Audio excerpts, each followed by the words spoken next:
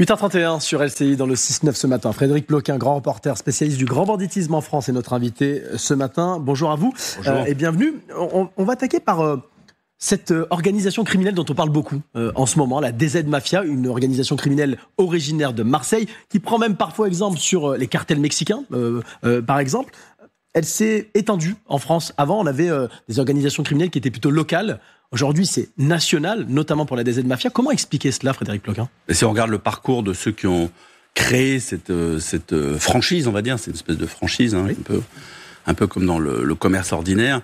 Si on regarde un peu leur parcours, le premier individu qui se lance, qui se prétend, qui se proclame chef de cette organisation, il est né au milieu des années 90. Il a connu 10-15 ministres de l'Intérieur dans sa vie. Il a grandi dans un quartier de Marseille.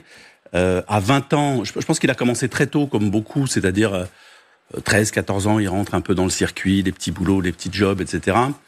Et ce garçon qui a créé cette enseigne de la DZ Mafia, qui était d'origine algérienne, c'est pour ça que ça s'appelle Jazair, en référence, on va dire, à l'Algérie. Lui, c'était un inventeur, un créatif. Il a créé le premier drive. Et je pense que ça nous dit quelque chose sur Marseille qui a toujours été le laboratoire de la criminalité organisée. Donc à 20 ans, il crée ses premiers drives et tout d'un coup, il a des velléités de puissance et de conquête et de grandeur. Et il se dit, mais pourquoi je vais rester dans mon petit quartier ? Parce que ça commence toujours au pied de la tour, hein, ça commence toujours là. Je vais aller gratter le quartier d'à côté, puis le quartier d'à côté. Quartier d'à côté, c'est des amis à lui, mais du jour au lendemain, et c'est toujours comme ça dans ces organisations-là. Ses meilleurs amis deviennent ses pires ennemis. Et à 20 ans, il est quand même arrêté et poursuivi pour avoir tué deux de ses anciens amis, les avoir mis dans le coffre d'une voiture, avoir ramené la voiture dans la cambrousse, avoir fait cramer la voiture en mode, comme ils disent, barbecue. Donc à 20 ans, ça fait déjà 7-8 ans qu'il était là-dedans, qu'il avait acquis ces codes culturels, on va dire. Mais comment ça s'étend à la France après ? Et ensuite, il fait 10 ans de prison quand même. Oui. Il fait 10 ans de prison. Parce qu'il y a quand même à un moment donné la justice, il fait 10 ans de prison, et il ressort à 30 ans. Et à 30 ans, quand il sort, il dit attendez les gars, qu'est-ce que vous avez fait de mon petit business, mon pas de porte, c'était à moi. Et il dit, je repars à la conquête. C'est un peu ce processus-là que je le décris pour lui, ce garçon-là, mais en fait, on le retrouve à peu près partout dans tous les quartiers de France. C'est-à-dire que on a des jeunes qui montent très vite, qui à 20 ans sont déjà des tueurs, qui à 30 ans sont les rois, et qui vont mourir à 35 ans. Donc ils ont une durée de vie. Frédéric Ploquin, ils continuent à gérer leurs affaires depuis la prison. Alors c'est en réalité, effectivement, quand cet individu fait 10 ans de prison, il lâche pas le morceau. Et la prison, mais la prison a toujours été la base arrière du crime organisé, cette espèce de zone d'ombre. On les met là, on les enferme.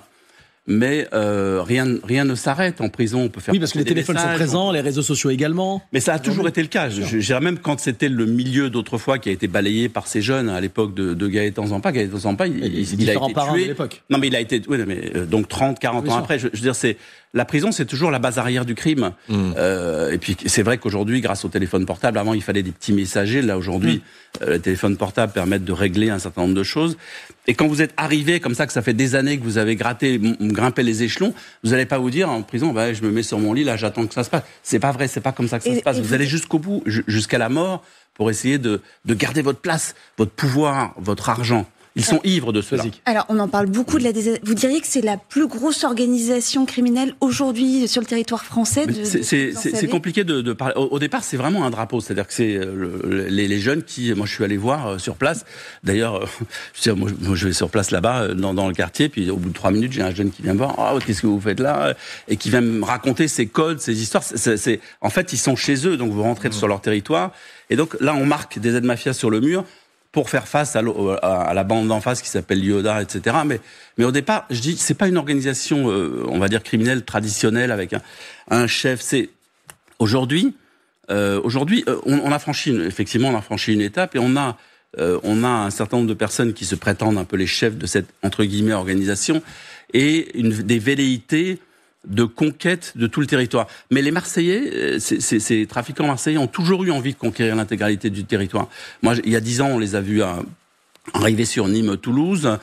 Aujourd'hui, on peut considérer que par par la violence qu'ils pratiquent. En fait, c'est le principal message qu'ils donnent, leur com, c'est celle de l'ultra-violence. Donc on est les plus forts. Et en même temps, il faut une vidéo pour dire les 2 jeunes qui sont morts récemment à Marseille dans des règlements de compte, c'est pas nous. Et notamment le chauffeur VTC qui avait été assassiné par un jeune de 14 ans. Ils n'ont pas revendiqué justement, mais ils ont fait une vidéo. Elle est symbolique cette vidéo finalement. C'est une formidable campagne de promotion et de communication, parce que le but, quand vous parlez d'organisation, le but c'est de recruter des petits jeunes, de fasciner des petits jeunes.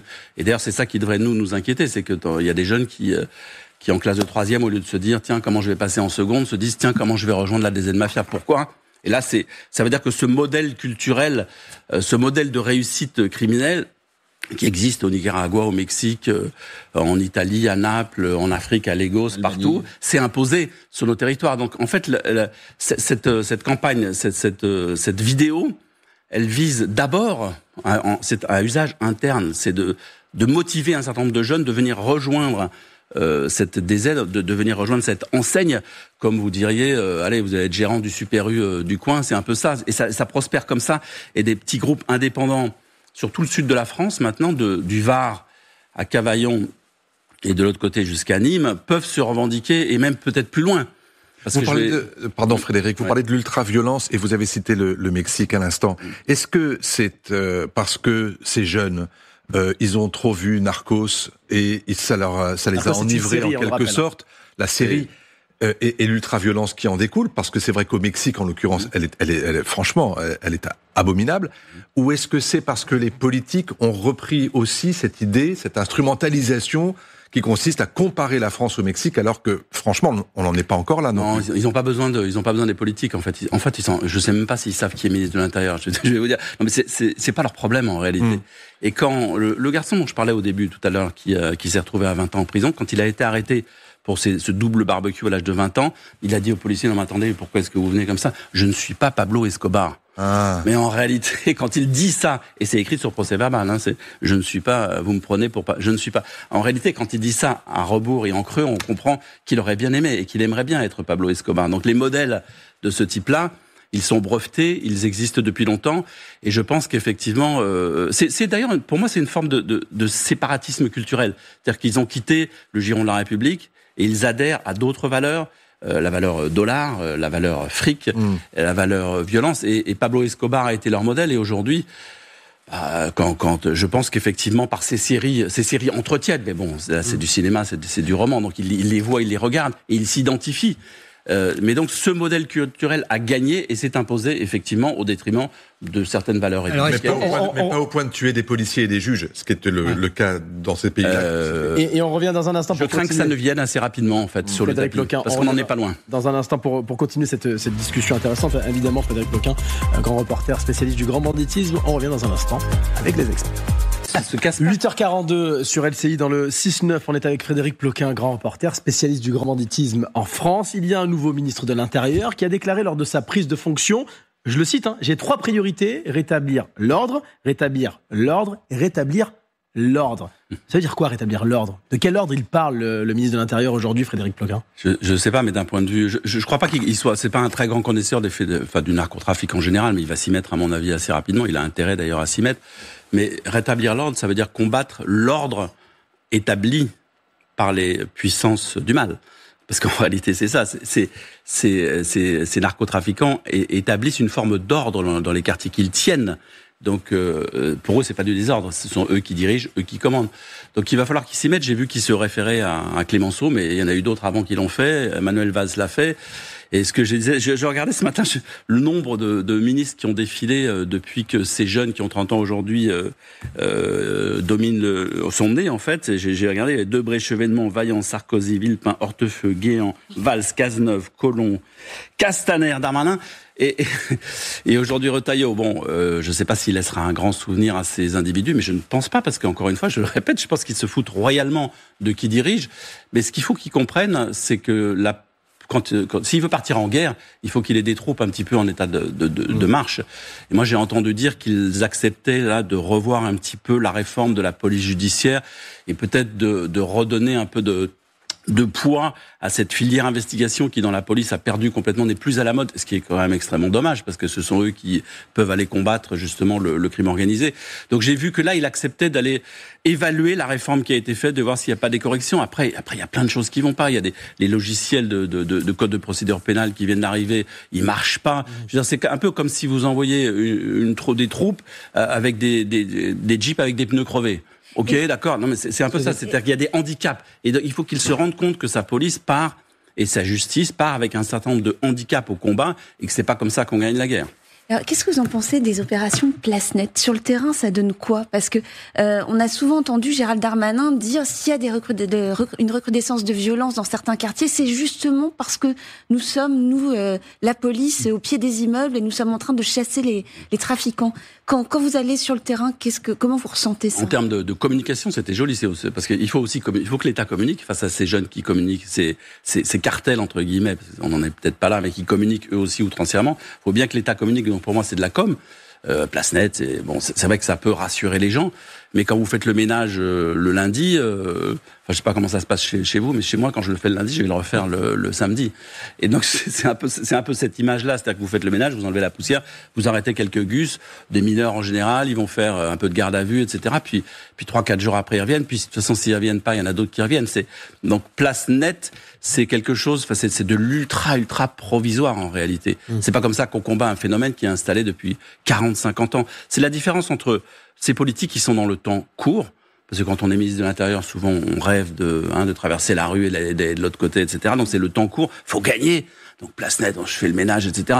Ok, mais il vaut mieux partir assez rapidement, comme l'avait fait Collomb, avant qu'on s'aperçoive qu'en fait c'est pas si bien rangé que ça, la maison. Nicolas. Oui, mais alors il y a plusieurs formes de délinquance. Il y a celle que vous nous avez décrite sur Marseille. Il y a celle qui s'installe dans les petites villes et moyennes villes. Et puis il y a celle de mafias qui deviennent plus puissantes que des États, comme en Belgique, où ils peuvent menacer les gouvernements. Alors, est-ce qu'on arrive à en contenir une au moins ?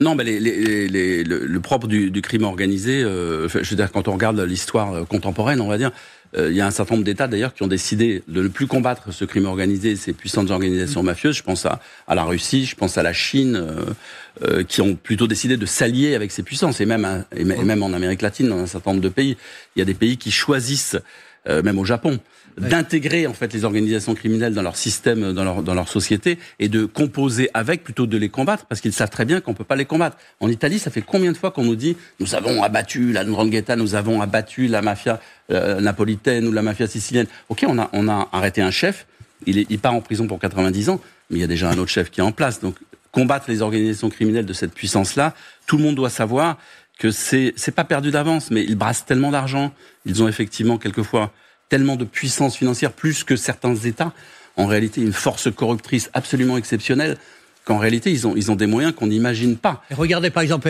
Soisy Kemener nous parlait d'Édouard Philippe, Le Havre. Il semble qu'ils tiennent le port du Havre maintenant ou pas ? Alors, moi, quand je suis allé enquêter au Havre, effectivement, j'ai voulu interroger Édouard Philippe sur ce sujet. Je peux vous assurer qu'il s'est défilé. Il n'est pas venu répondre à quelques questions que ce soit, parce qu'en réalité, il aurait dit qu'il n'avait strictement aucune capacité de contrôle sur ce port. Et vous nous dites qu'il n'y a pas de solution, en fait, aujourd'hui. Il n'y a pas de solution. Je finis là-dessus, c'est une entité privée. Les ports sont des entités privées dans lesquelles, si vous voulez, sur lesquelles finalement les maires ont très peu d'emprise, en réalité. Donc aucune solution aujourd'hui pour les politiques. Solutions. Mais il faut pas. Vous dites dès qu'un chef est en prison, un autre arrive derrière. Le combat, il est policier, il est judiciaire. C'est vrai qu'en France, on manque cruellement de procureurs, par exemple. Donc là, on nous dit qu'on va créer peut-être, c'était un projet de Dupond-Moretti, un parquet de lutte central de lutte contre le crime organisé. Ce serait peut-être une bonne idée. De toute façon, on en manque par rapport à tous nos voisins européens. On manque de nombre de procureurs. Donc la justice n'est pas très bien armée. La police, il faut la réarmer aussi. Il y a un certain nombre de choses on peut pas dire qu'on n'a pas de moyens, mais il faut aussi combattre ces organisations criminelles sur un autre plan plus culturel, on va dire, parce qu'elles imposent, comme je le disais tout à l'heure, leur code. Donc l'école doit se battre aussi pour que ces enfants qui sont en classe de 3e ne suivent pas un mec qui sur Instagram ou sur je ne sais quel réseau social depuis une cellule de prison lui a dit tu veux te faire 50 000 euros, tu veux te faire ouais bien sûr et tout, j'y vais. Il est en 3e, il dit ok j'y vais, tu prends une arme, tu vas aller tuer machin, etc. Le gamin, il oublie tout, il oublie qu'il va probablement mourir, ou peut-être mourir, qu'il va faire peut-être de la prison, même sûrement. Il oublie tout, il y va. Donc le combat, il est aussi là. C'est-à-dire, il est dans le fait qu'on a des générations, à chaque fois des nouvelles générations comme ça qui glissent, qui dérapent et qui sont les futurs caïds, grands caïds de demain. Merci Frédéric Ploquin d'être venu ce matin dans le 6-9 face aux experts. Dans un instant, nous reviendrons sur cette